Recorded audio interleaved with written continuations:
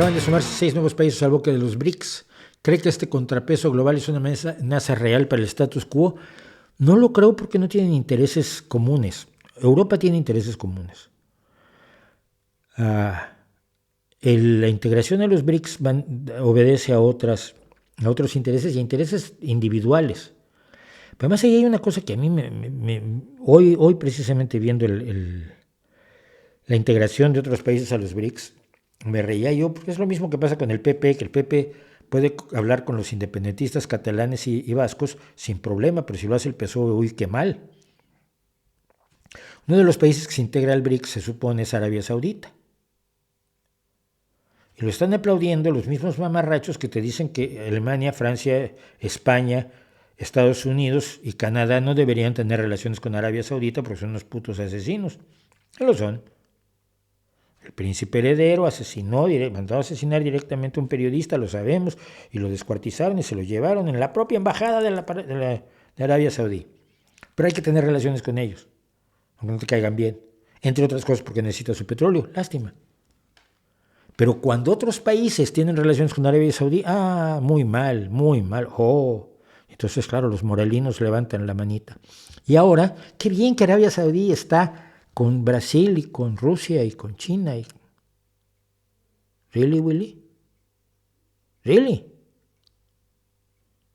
Pues tu moral es de chicle. Otra vez, los principios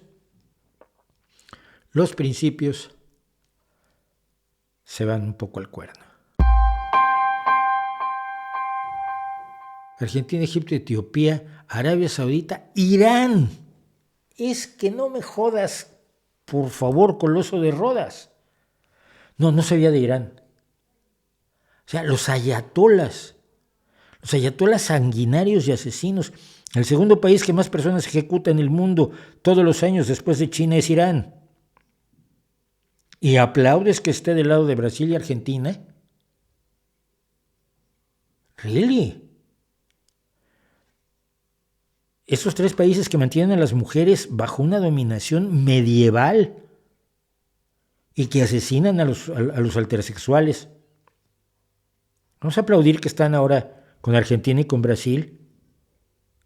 ¿Really? Es que es tan absolutamente alucinante. Es tan absolutamente alucinante.